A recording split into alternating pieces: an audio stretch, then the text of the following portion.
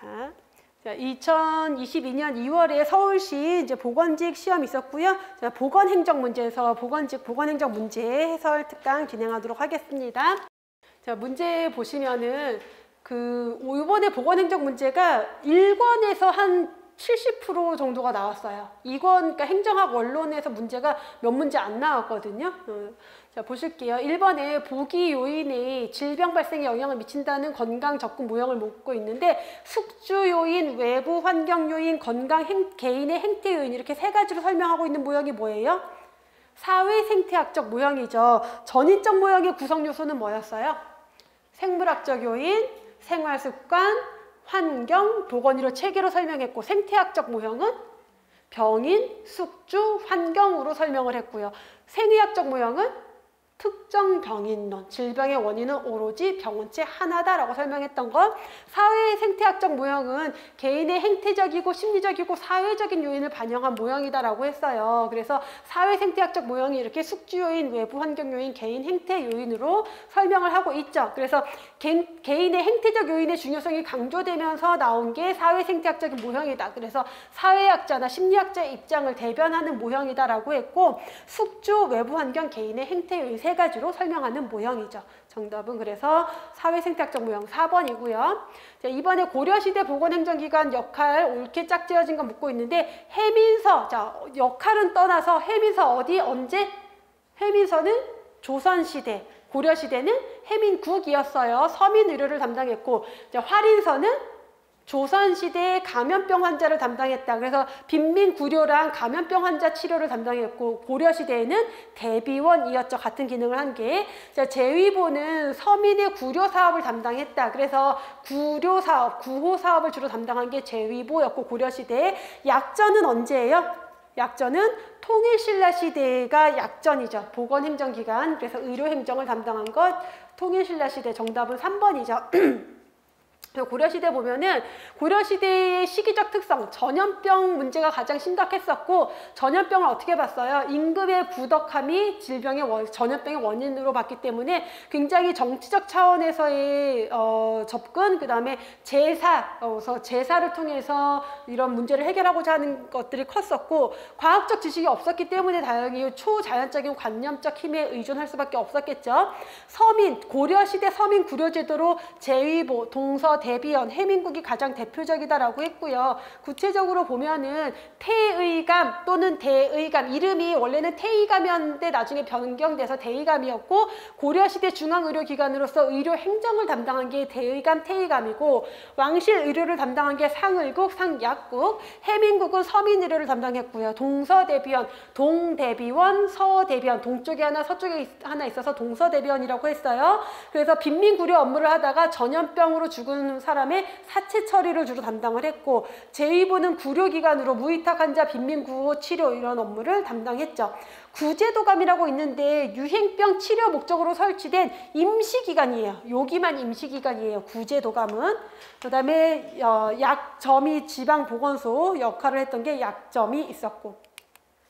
자, 3번에 메르스 유행하는 지역을 여행한 갑이 귀국을 했대요. 현재 증상은 없어요. 하지만 검역 법령에 따라서 갑의 거주 지역의 지방자치단체장이 그 사람의 건강 상태를 감시하도록 요청을 할 때 최대 감시기간, 그 건강 상태를 감시한다라는 것은 질병의 증상이 나타나나 안 나타나나 감시한다. 그때까지는 나오지 마라. 결국은 뭐예요? 격리한다라는 거고, 메르스 격리기간 얼마? 14일이었죠. 정답은 4번. 그래서 콜레라, 패스트 확열, 사스, 동물 인플루엔자 인체 감염증, 신종 인플루엔자, 메르스, 에볼라 바이러스 병이 있었고, 콜레라 5일, 패스트 확열 6일, 사스, 동물 인플루엔자 인체 감염증 10일, 그 다음에 신종플루는 최대 잠복기고요. 메르스 14일, 에볼라 바이러스 병 21일. 그 밖에 질병관리청장이 긴급 검역 조치가 필요하다고 인정해서 고시하는 감염병들이 있어요.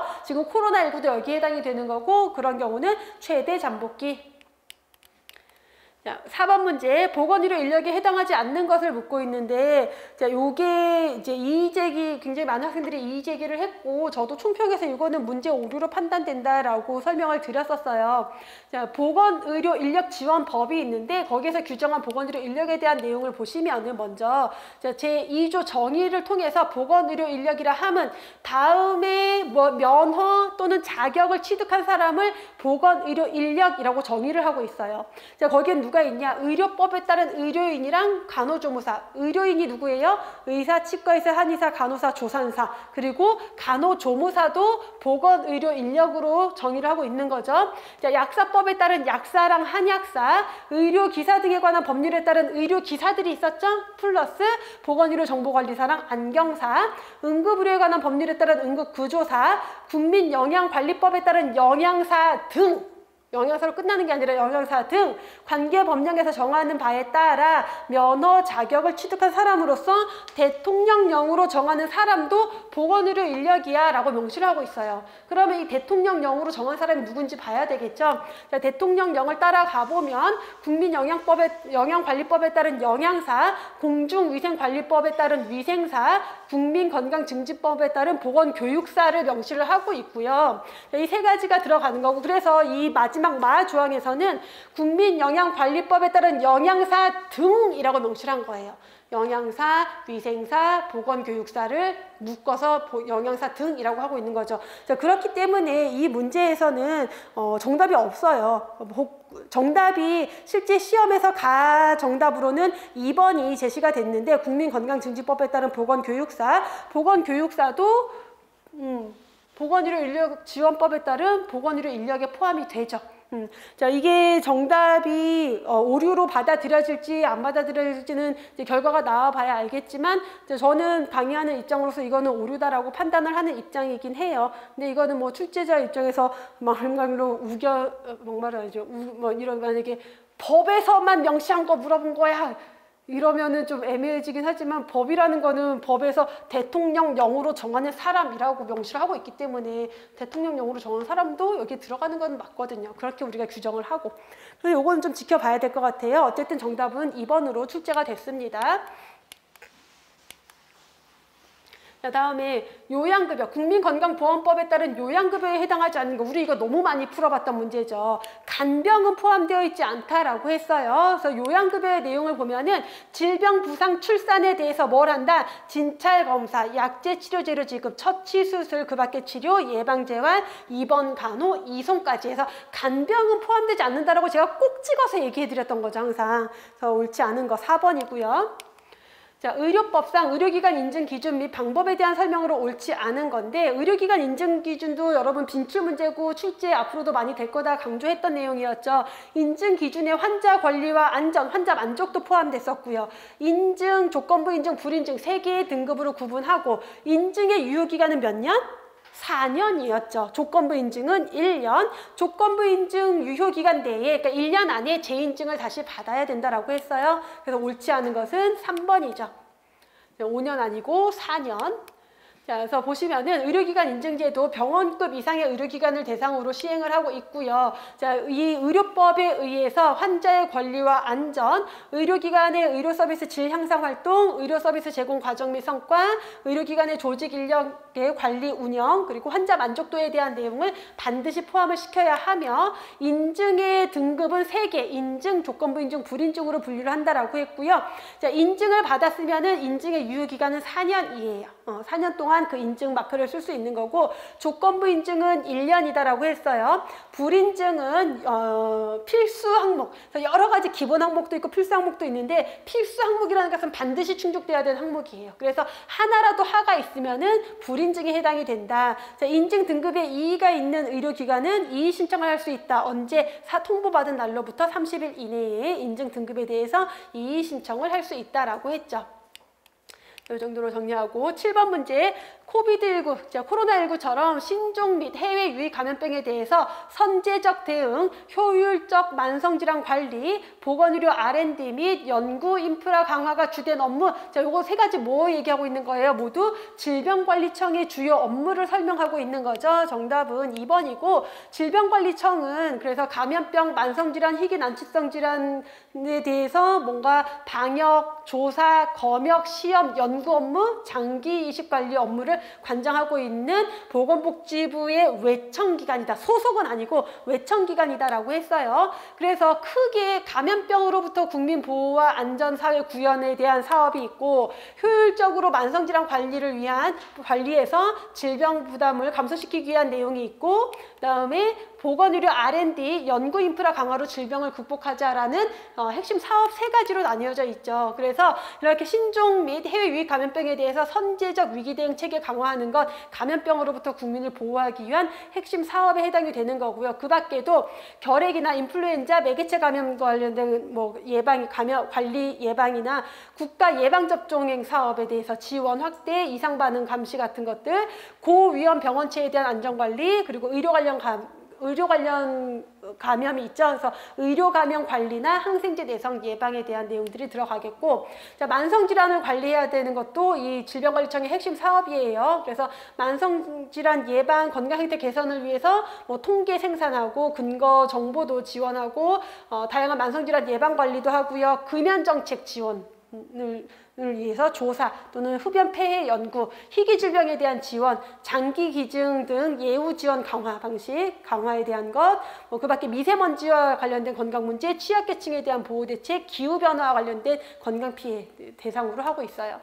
그다음에 R&D 사업, 그래서 감염병 R&D, 수명 연장 관련 만성질환 연구, 보건의료 연구자원 공유 개방, 4차 산업혁명 시대의 첨단 의료 연구 강화 관련된 사업들을 질병관리청에서 담당하고 있다. 자, 다음 NHS 방식의 단점으로 가장 옳지 않은 것은 우리가 그 공적인 의료보장 제도를 크게 두 가지 NHI와 NHS로 분류를 했는데 NHI는 사회보험 방식이었고 NHS는 국가보건 서비스 방식이다라고 했어요. 그래서 NHS는 재원을 뭐로 한다?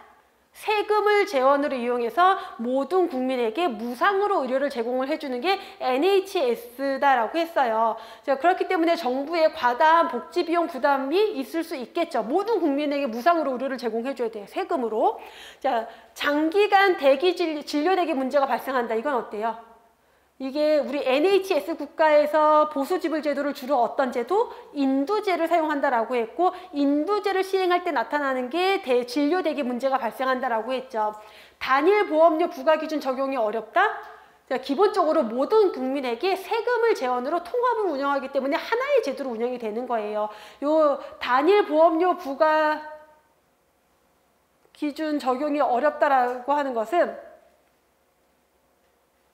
단일 보험료 부과 기준 적용이 어렵다고 하는 것은 누구의 문제예요? 사회보험 방식. NHI에서는 사회보험 제도이기 때문에 우리나라도 어때요, 여러분? 국민건강보험에서 보험료를 이원화했잖아요. 보험료 산정 방식이 직장가입자랑 지역가입자의 보험료 산정 방식이 달라요. 부과 기준을 하나로 할 수가 없어요. 왜냐하면 소득의 유형이 다르고 재산의 유형이 다르기 때문에 하나의 제도를 만들기가 어려워요. 사회보험 방식은. 근데 NHS는 세금을 재원으로 하기 때문에 세금은 그냥 국세, 지방세, 재산세 이렇게 그냥 한 방에 걷어버리잖아요. 그래서 하나로 되지만 NHI 국가는 이게 어렵다. I는 자, 의료 수요자 측의 비용의식이 부족하다. 수요자가 누구예요? 국민들이에요. 국민들이 무상의료니까.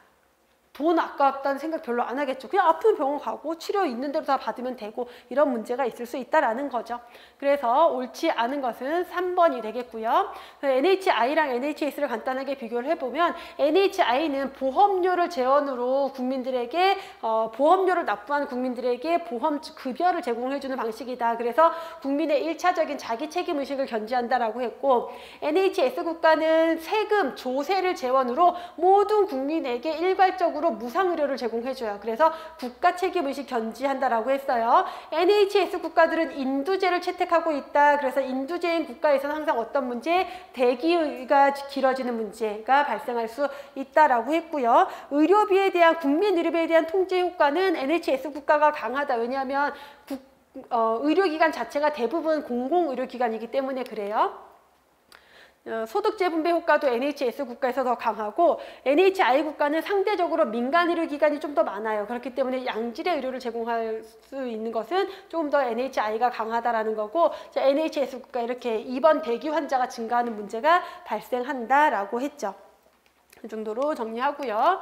자, 9번에 이용자에게 의료 비용의 일부를 부담하게 해서 의료 소비자에게 비용을 인식시켜서 수진 남용을 방지한대요. 그래서 과도하게 의료 서비스 이용하는 것을 방지한다라는 거죠. 그걸 통해서 의료비 상승을 억제하는 건강보험 재정 안정성 도모하기 위한 제도가 뭐다? 본인 일부 부담 제도에 대한 전체적인 설명이고요. 준비금이라고 하는 거는 뭐냐면, 준비금은 보험 재정 중에서 일부 조금씩 띄어서 적립해놔요. 어느 정도. 비상 상황 또는 재정이 빵꾸나는 상황 이런 거에 대비하기 위해서 준비해둔 돈이다 라고 생각하시면 되고, 상환금은 갚는 걸 우리가 일반적으로 돈 갚는 걸 상환한다라고 하잖아요. 그런 의미고, 대지급금은 뭐예요? 대지급금은 대신 내주는 거. 누가? 그래서 우리 보통 응급실 갔을 때 응급 상황에 내가 지갑이 없을 수도 있잖아요. 그랬을 때 내 본인 부담금을 원래 내야 되는데 못 내요. 그럴 경우에는 이 건강보험 재정에서 돈을 대신 내주는 걸 대지급금이라고 했어요. 나중에 갚아야 돼요? 안 갚아도 돼요? 갚아야 되는 거예요. 그래서 본인 일부 부담금에 대한 설명인 거고, 그래서 본인 일부 부담금은 의료 남용을 방지하기 위해서 일정 금액을 본인이 납부하게 하는 방법으로 정률제, 일정 금액 공제제, 급여상한제, 정액부담제, 정액수혜제 같은 방법들이 있다라고 했죠. 이것도 정말 빈출 문제죠. 자, 11번 우리나라 건강보험제도 특징 옳은 것. 제한된 영역의 현물급여를 제외하면 대부분 현금급여다. 어때요? 기본적으로 대부분 현물급여면서 일부 특수한 경우에만 현금을 지급하는 현금급여를 적용하고 있고요. 일정한 조건을 갖추면 국민이 판단해서 가입할 수 있는 임의가입 방식이다. 어때요? 임의가입 아니고 강제가입 방식이죠.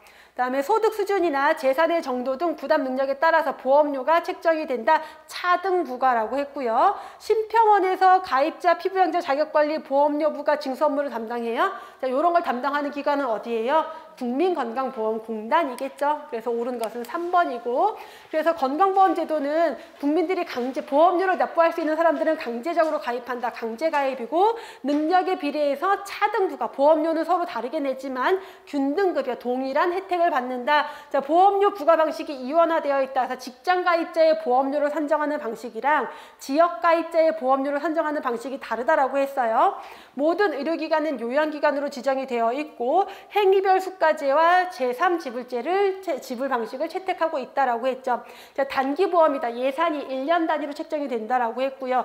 치료 중심의 급여 제도다. 그래서 예방보다는 대부분 치료에 집중이 되어 있고, 제도적인 특성으로 봤을 때 민간 주도형이다. 우리나라에서 의료 서비스를 공급하는 건 대부분 민간 의료기관이 공급을 하고 있고, 관리 통제 방식으로 봤을 때는 자유방임형이다. 우리가 어떤 의료기관을 이용하는 데 있어서 자율권이 보장이 되는 거죠. 자, 사회보장 형태로는 NHI 사회보험 방식에 해당이 되죠. 그래서 다음 문제로 11번 넘어가면은 베버리지가 정의한 사회보장에 대한 설명으로 가장 옳지 않은 것을 묻고 있어요. 우리가 보통 베버리지의 사회보장 원칙 6가지가 시험 문제로 주로 나왔는데, 이번에는 그냥 그 사회보장에 대한 어떤 개념을 묻고 있는 거예요. 그래서 노령으로 인한 퇴직, 타인의 사망으로 인한 부양상실에 대비해야 된다. 이 베버리지의 사회보장 원칙, 사회보장 보고서, 요람에서 무덤까지라는 사회보험과 관련된 보고서를 보면은 이렇게 주로 소득이 상실됐을 때, 내가 퇴직했거나 부양자가 상실됐거나 또는 결혼이라던가 출산이라던가 질병이라던가 이런 것들로 큰 지출이 있거나 이럴 때 소득을 보장을 해줘서 이전의 생활을 할 수 있도록 만들어줘야 된다는 게 요지였어요. 그래서 보시면은 노령으로 인한 퇴직, 타인의 사망으로 인한 부양상실, 아빠가 사망했어요. 부양상실, 실업이나 질병, 부상으로 인해서 소득이 중단됐을 때 결혼, 사망, 출생, 사망, 결혼과 관련돼서 지출이 많이 생겼어요. 요럴 경우에 다 뭐예요? 소득을 보장을 해주기 위한 원칙을 제시한 게 베버리지의 사회보장에 대한 보고서였고, 모든 국민이 다양한 사회적 위험에서 벗어나 행복하고 인간다운 생활을 할 수 있도록 자립을 지원한다. 이렇게 인간다운 생활까지 가진 않았어요. 이 당시에 사회보장에 대한 대한 어떤 내용에서는. 그래서 정답은 4번이고, 보시면은 베버리지 보고서, 요람에서 무덤까지라는 별명을 가지고 있는데 1942년에 이 보고서가 발표가 됐고요. 이걸 토대로 사회보장 제도에 대한 효율성 재검토 필요하고 개선책이 필요하다라고 권고를 했으면서, 자, 여기에 주요 내용을 보면은, 자, 사회보장에 대한 정의, 베버리지가 얘기한 사회보장의 정의예요. 실업, 질병, 재해로 인해서 소득이 줄어들었을 때, 정년퇴직으로 소득이 중단됐을 때, 주된 소득자가 사망해서 생계를 책임질 사람이 없을 때, 부양자를 상실했을 때, 출생, 결혼, 사망 때문에 비용이 발생해서 지출이 커졌을 때, 이럴 때 소득을 보장해 주는 게 사회보장이다라고 그 당시에는 정의를 했어요. 이게 1942년이면 여러분 세계 2차 대전이 끝나기도 전이에요. 그러니까 지금과 같은 사회보장제도 이 정도가 나온 것만 해도 정말 대단한 거였죠. 자, 4번에 있는 설명은 뭐냐면, 우리나라 지금 사회보장기본법에 사회보장에 대한 정의가 명시되어 있죠. 그래서 사회적 위험으로부터 모든 국민을 보호하고 삶의 질을 향상시키기 위한 소득, 서비스를 보장해 주는 것을 사회보장이다라고 우리는 정의를 하고 있어요. 그래서 옳지 않은 것은 4번이 되는 문제였고요. 자, 12번 세계보건기구 모델에서 국가보건의료 체계 하부 구성 요소 5가지 있었죠? 하부 구성 요소는 뭐예요? 보건의료 자원, 보건의료 조직, 보건의료 서비스 제공, 거기에 보건의료 재정과 보건의료 관리가 있었어요. 그래서 보건의료 자원은 보건의료 자원의 개발이라고 했고요. 보건의료 조직은 자원의 조직적 배치에 해당이 된다. 그리고 서비스를 제공한다라고 했고, 의료 이용자 행태는 전혀 관계가 없어요. 그래서 옳지 않은 것은 2번이 되겠고, 그래서 보건의료 자원, 조직, 서비스 제공, 보건의료 관리와 재정이 들어가야 되죠. 자, 13번 수학 분석도 제가 여러 번 강조하고 최신 출제 경향으로 많이 강조드렸고 또 출제가 됐어요. 자, 2가지가 제시되어 있는데, 최첨단 의료시설 장비와 최고의 의료진을 가지고 있대요. 이건 조직에 대한 분석이겠어요? 환경에 대한 얘기겠어요? 조직에 대한 분석이겠죠. 우리 조직은 첨단 의료시설 장비를 가지고 있고, 그 다음에 최고의 의료진을 가지고 있대요. 정부가 뭔가 통제하고 규제하고 새로운 경쟁자가 등장했대요. 이거는 외부 환경에서 위협이에요, 기회예요? 위협이 되겠죠. 그래서 조직의 강점과 외부 환경에 위협이 있는 ST 전략에 해당이 될 거고요. 요거 여러분들 교재 예시에 다 있는 내용인데, 자, 이렇게 최첨단 보건의료 분야에서 수학 분석을 해봤을 때 최첨단 의료시설 장비, 최고 의료진, 접근성 이런 것들이 강점이겠고, 약점은 임금 상승, 이직률, 직원들의 갈등 이런 것들이 그 조직, 병원으로 봤을 때 병원의 약점이 될 수가 있겠고, 국민의 소득 증가, 수요 증가, 뭔가 평균 수명 증가, 주거단지 조성 이런 것들은 병원 입장에서는 기회가 될 거고요. 그 다음에 국민의 의식 수준이 향상이 되면서 불만이 많아졌다. 보험 수가가 너무 낮다. 정부가 통제 규제한다. 시장이 개방된다. 새로운 경쟁자가 등장한다. 위협으로 볼 수가 있겠죠. 그래서 ST 전략이다라고 했죠. 자, 다음 14번. 자, 한 평정 요소에 대한 평정자의 판단이 연쇄적으로 다른 요소의 평정에도 영향을 주는 오류 현상. 자, 요걸 뭐라 그랬어요? 하나를 평가했는데 그것 때문에 연쇄적으로 다른 거에도 영향을 주는 것을 보통 후광 효과라고 하죠. 그래서 일반적으로 이제 후광 효과는 좋은 경우, 그러니까 좋은 판단, 좋았던 점이 다른 것도 좋게 보이는 걸 후광 효과라고 하고, 안 좋게 연쇄 현상을 일으키는 것은 혼 효과라고 일반적으로 해요. 근데 일반적으로 이렇게 연쇄 효과를 일으키는 것을 후광 효과라고 하고, 대비 오차는 뭐예요? 이거 하나씩 다 보고 갈까요? 자, 연쇄 효과, 그래서 후광 효과라고 해서 하나의 평정 요소가 다른 판단에도 연쇄적으로 영향을 미치는 것을 후광 효과라고 했고요. 집중화 경향, 관대화 경향, 엄격화 경향, 규칙적 체계 오류는 좀 같이 묶어서 볼 수가 있는데, 한 점수, 중간 점수로 점수가 다 집중화되거나 전체적으로 점수를 과하게 주거나 전체적으로 점수를 낮게 주는 것을 의미를 하죠. 자, 이렇게 뭔가 오류가 규칙적으로 나타나는 것을 다 통틀어서 규칙적인 오류라고 하는 거고, 자, 총계적 오류, 총체적 오류, 토탈 에러라고 하는데, 평가 기준이 일정하지가 않아서 막 이랬다 저랬다 하는 거예요. 누구는 후하게 주고 누구는 박하게 주고, 이랬을 경우에는 점수에 대한 사후 조정이 어려워지겠죠. 그 다음에 시간적 오류 또는 근접 효과라고 하는데, 우리가 1년을 평가를 해야 되는데 1월, 2월, 3월, 4월 쭉 지나서 12월에 평가를 해요. 그러면 언제만 기억나요? 10월, 11월에 일한 건 기억이 나는데 1월, 2월에 엄청 잘했던 건 기억이 잘 안 나요. 자, 그래서 이 전체를 평가하지 않고 최근에 있었던 사건만 가지고 평가하는 오류를 시간적 오류라고 했어요. 상동적 오류 또는 유형화 오류라고 하는데, 이거는 그 사람에 대한 어떤 편견이 아니라 그 사람이 속한 집단, 그래서 소속 학교가 어디냐, 소속 지역이 어디냐, 뭐 이런 거에 따라서 네가 거기 출신이면 어떻겠지라고 생각하는 것을 상동적 오차, 유형화 오차라고 해요.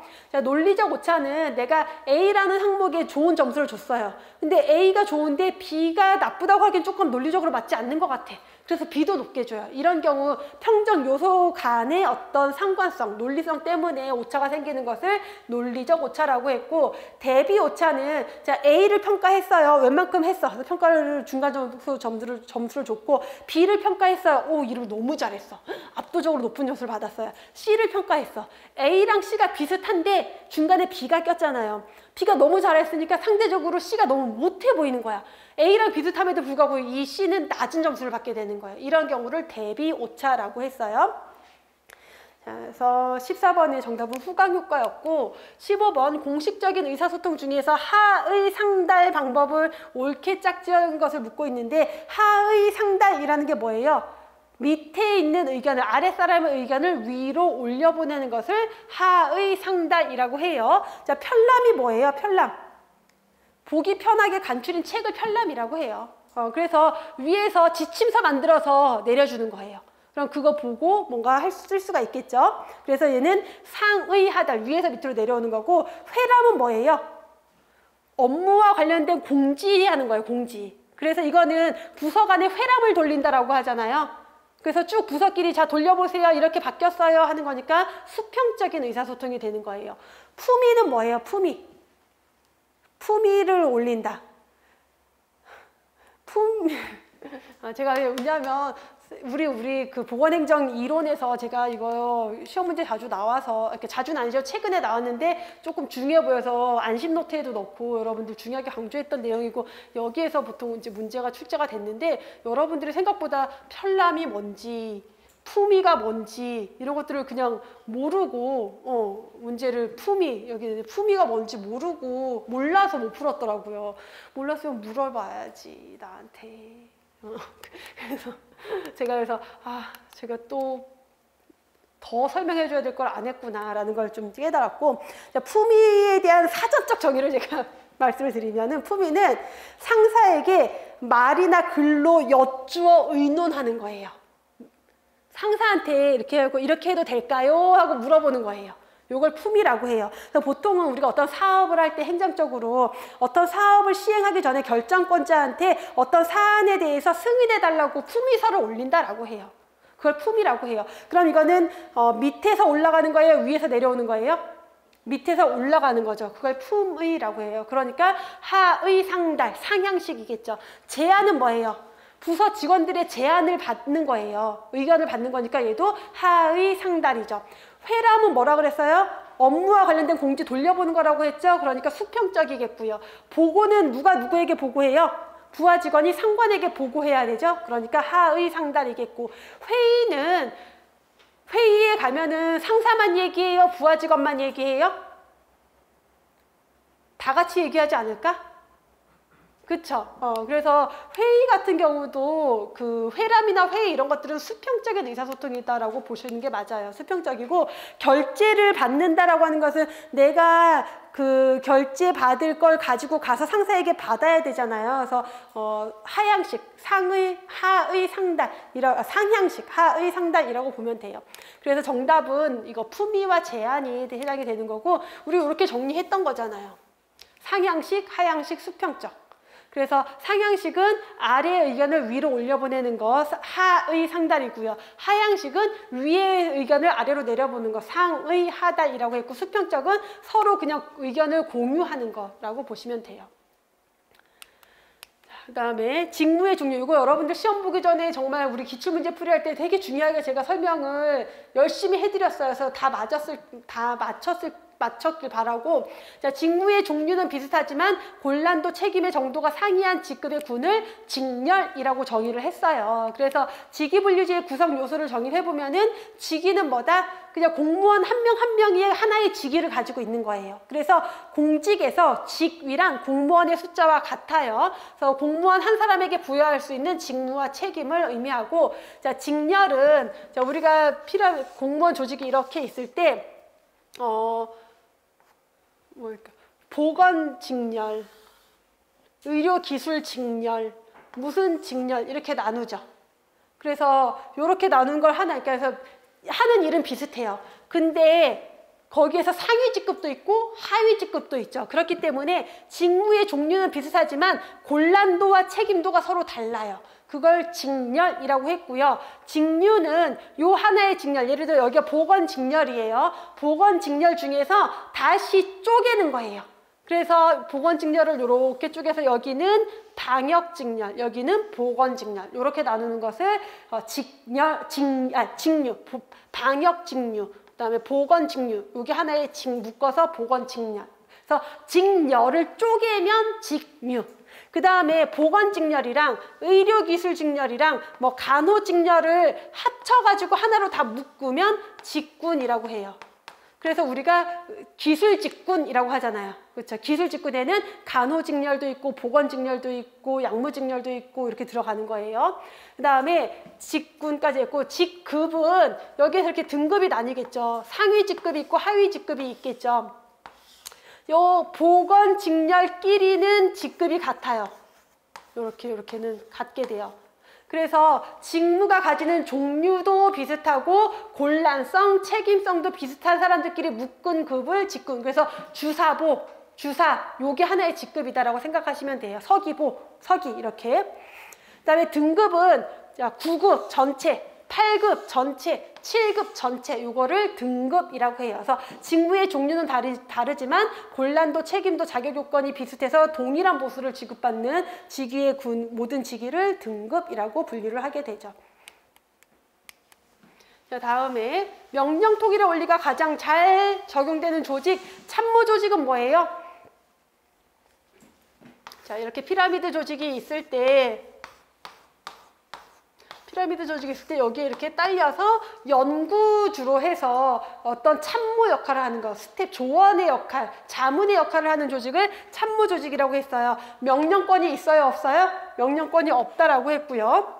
개선 조직은 뭐예요? 이렇게 피라미드 조직 안에서 계층과 서열이 나뉘어져 있어서 어떤 권한과 책임에 따라서 등급이 나뉘어져 있고, 거기에 따른 명령 체계가 존재하죠. 그래서 명령 통일의 원칙에 따라서 하나의 상관이 부하 직원을 데리고 있을 때 요 상관으로부터만 명령을 받고 보고를 해야 된다라는 원칙이 명령 통일의 원칙이고, 보통은 이런 개선 조직에서 지켜지겠죠.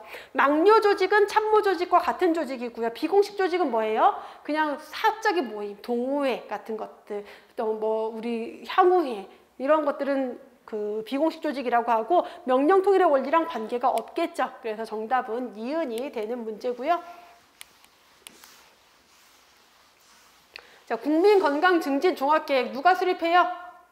보건복지부 장관이 몇 년마다? 5년마다 수립한다라고 했어요. 그래서 보건복지부 장관은 5년마다 국민건강증진종합계획을 수립하여야 한다. 그래서 기본 목표, 추진 방향, 추진 과제, 추진 방법, 인력관리 소요 재원 조달 방법, 기금 운영 방안, 취약계층에 대한 지원 방안, 그리고 통계나 정보관리 방안 등을 모두 포함해서 국민건강증진종합계획을 수립하여야 한다라고 했어요. 자, 19번에 건강증진, 이거 여러분들 다 맞았어요? 이거 제가 나이의 격차를 해소하자라고 해드렸었는데 기억 다 했나? 자, 그래서 우리 건강증진 회의들 쭉 있는데 여러분들이 암기 조금 어려워해서 몇 가지 제가 좀 쉽게 팁으로 드렸는데 거기서 나왔네요. 그래서 보시면은 건강증진과 개발 수행 역량 격차 해소라는 슬로건은 어디에서? 나이로비에서. 그럼 나이로비는 몇 차? 7차라고 했죠. 7차 케냐 나이로비에서 있었던 회의의 주요 의제가 이 수행 역량 격차 해소였고요. 자, 거기에서 다뤄진 이제 주요 회의 내용들이 지역사회 권능부여, 건강지식과 건강행동 보건 시스템 강화, 파트너십 부문 간 활동, 건강증진 역량 구축이 있었고, 요거에 대해서 잘 모르더라도 수행 역량 격차 해소만 알고 있으면은 나이로비를 선택할 수 있는 문제였죠. 정답은 4번이고, 그래서 제7차 건강증진회의가 케냐 나이로비에서 있었고 수행역량 격차 해소를 통한 건강증진의 개발이라는 주요 의제, 슬로건을 가지고 회의가 이루어졌다. 그래서 거기에서 이루어진 회의의 내용이 이렇게 방금 전에 나왔던 지역사회 권능부여나 건강지식, 건강행동, 보건시스템 강화, 파트너십 부문 간 활동, 건강증진 역량 구축에 대한 회의 내용이 있었다라고 했죠. 그래서 여기서 출제된 문제고요. 자, 마지막 20번. 투입된 자원, 그래서 인력, 시설, 장비, 재정이 적합한지 판단하는 거는 무슨 평가예요? 요거는 구조평가죠. 정답은 1번이죠. 그래서 우리가 보건사업을 평가할 때 투입 전환 산출 시스템으로 평가를 할 때 구조평가라고 하면 투입되는 자원의 적절성을 평가하는 것이고, 과정평가는 사업이 진행되는 과정을 평가해서 계획대로 잘 진행이 되고 있는지를 평가한다라고 했고요. 결과평가는 사업의 효과를 측정해서 사업을 계속할지 중단할지 확대할지 이런 것들을 평가하는 것이 결과평가다라고 했어요. 자, 여기까지 해서 20번 문제까지 모두 풀어봤고, 이번 보건행정 문제가 그렇게 어려운 내용은 별로 없었어요. 그래서 여러분들이 좀 더 고득점이 좀 나올 수 있지 않았을까 제가 생각을 하고, 이 정도 문제에서는 진짜 고득점이 나와야 돼요. 여러분들 충분한 공부가 되어 있다라면은 이 정도로 해서 제가 정리를 해드리도록 하고, 자, 이번 시험을 잘 보셔서 꼭 합격하시길 바라고, 다음 시험을 준비하고 계신 분들은 그 문제 해설 내용이 다음 시험 준비에 좀 많은 도움이 되길 바랄게요. 자, 여기까지 해서 문제 해설 마치도록 하겠습니다. 수고하셨습니다.